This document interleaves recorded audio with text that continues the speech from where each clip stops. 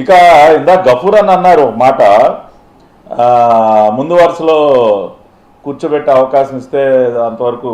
ఇప్పుడు మొన్ననే వైఎస్ఆర్ కాంగ్రెస్ పార్టీ అంతర్జాతీయ కార్యదర్శి అనుకుంటా సీమరాజా గారు, ఆయన కూడా మొన్న ఏదో మాట్లాడుతూ ఉన్నాడు, అరే మనవాడికి కనీసం ఫ్రంట్ రోలో అన్న ఏంట్రా బాబు, మరి వెనకమాల రోలో చాలా ఇబ్బంది పడిపోతా ఉన్నాడు అన్నాడు. అంతర్జాతీయ కార్యదర్శి మొన్న ఏదో వీడియో కూడా పెట్టాడు. సో అటువంటి దాన్ని ఉంటే స్పీకర్ అయ్యన్న పాత్ర గారు పరిశీలిస్తారు. ఇంకొకటి వీకే గారు, ఈయనకి అన్నీ తెలుసు. గత అసెంబ్లీ జగన్మోహన్ రెడ్డికి లీడర్ ఆఫ్ అపోజిషన్ హోదా రావాలంటే ఎన్ని సీట్లు అవసరం ఇవన్నీ తెలుసు. అసెంబ్లీలోనే మాట్లాడాడు గతంలో చంద్రబాబు నాయుడు గారిని ఉద్దేశించి. ఏం మాట్లాడాడు ఒక్కసారి ఒక 10 సెకండ్స్ విన్నాం. చంద్రబాబు నాయుడు గారికి 23 మంది శాసనసభ్యులు ఉన్నారు. ఒక 5 లాగేస్తే ఆయనకు 18 మంది 17 మంది వస్తారు. అప్పుడు ఆయన ప్రతిపక్ష నాయకుడు స్టేటస్ కూడా ఉండదు, లాగేద్దామని. ఎంత చక్కగా చెప్పాడు సార్, విన్నారు కదా వీకే గారు? విన్నాను. చంద్రబాబు నాయుడు గారికి 23 మందే ఉన్నారు, ఇంకొక 4-5 పీకేస్తే ఆ ప్రతిపక్ష హోదా కూడా ఉండదు, అది కూడా ఊడిపోద్ది అన్నాడు అసెంబ్లీలో.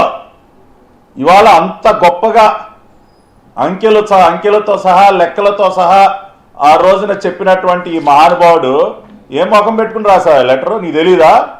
నువ్వు అసెంబ్లీలో మాట్లాడినటువంటి మాటలు మర్చిపోయావా? 23 మంది ఉన్నారు, 5 పీకేస్తే అంటే 18కి తగ్గితే అంటే 10%.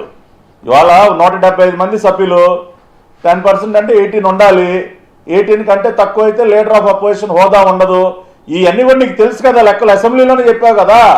మరి ఇప్పుడేంటి ఏమీ తెలియనటువంటి పెద్ద అమాయకుడిలాగా లెటర్లు రాసేస్తున్నాయంట జగన్ రెడ్డి. ఏం రాస్తావు నువ్వు లెటర్లు? కాదు పట్టాభి గారు ఏమన్నా అంటే అన్నాం అంటారు కానీ పట్టాభి గారు, నేను ఇందాక ఏదో చెప్పినప్పుడేమో మీరు నాకు ఇచ్చే ముందు ఇగో ఈ మాట అన్నారని చెప్పి నేను అన్నది అది చెప్పారు. కానీ నేను ఇంకో మాట కూడా అన్నా, గత 5 ఏళ్ళు కళ్ళు మూసి తెరిచేలోపు అయిపోయింది. ఆ కళ్ళు మూసి తెరిచే లిప్తపాటు కాలంలో చీకటే ఉంటుంది. కాబట్టి అప్పుడు అన్న మాటలు, అప్పుడు చేసిన చేష్టలు ఏం గుర్తుండవు. మీరు అన్నీ మీకు కన్వీనియంట్గా మీరు మర్చిపోతుంటారు. కాదు, నాకు ఒక 2 నిమిషాలు, సారీ ఒక 2 నిమిషాలు తీసుకోండి. ఇప్పుడు అవి కూడా ఉన్నాయి. రెండోది వీకే గారు, ఇప్పుడు అన్నీ తెలిసి డ్రామాలు ఆడుతూ ఉన్నాడు, సాంప్రదాయాల గురించి మాట్లాడుతూ ఉన్నాడు. లెటర్లో ఏదో సాంప్రదాయాలు అంట. ఇప్పుడు అసెంబ్లీలో సాంప్రదాయం ప్రకారం శాసనసభాపతి స్పీకర్ గారి ఎన్నిక సందర్భంగా ప్రతిపక్ష పార్టీల నాయకులు ఉండాలా అక్కర్లేదా? గౌరవంగా స్పీకర్ గారిని కుర్చీ వరకు తీసుకెళ్లి కూర్చోబెట్టాలా అక్కర్లేదా?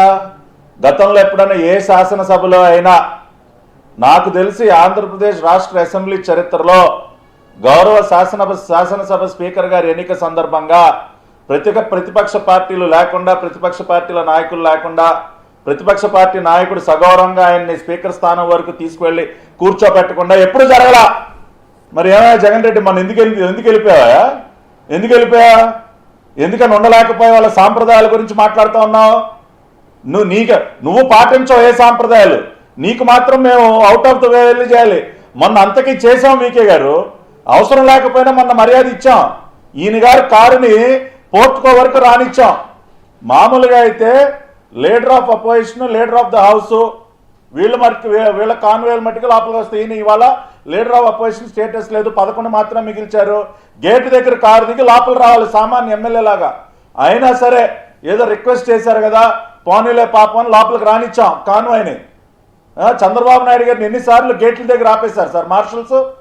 ఆయన లీడర్ ఆఫ్ అపోజిషన్ అయినా సరే గేట్ల దగ్గర నుంచోబెట్టే మార్షల్స్ ఎన్నిసార్లు గొడవలు పడ్డారండి చంద్రబాబు గారు. అవును, మాకు ఆ హుందాతనం ఉంది కాబట్టి లోపలికి రానిచ్చాం.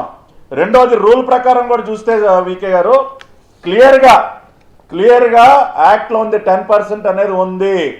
మీరు కనుక పార్లమెంట్ ఈ డిబేట్ చూస్తున్నారు ఎవరైనా, లోక్సభ డిజిటల్ లైబ్రరీలోకి వెళ్ళండి, directions by speaker of Lok Sabha ఇదిగోండి. గతంలో లోక్సభ స్పీకర్లు ఇచ్చినటువంటి డైరెక్షన్స్ అన్నీ ఉంటాయి.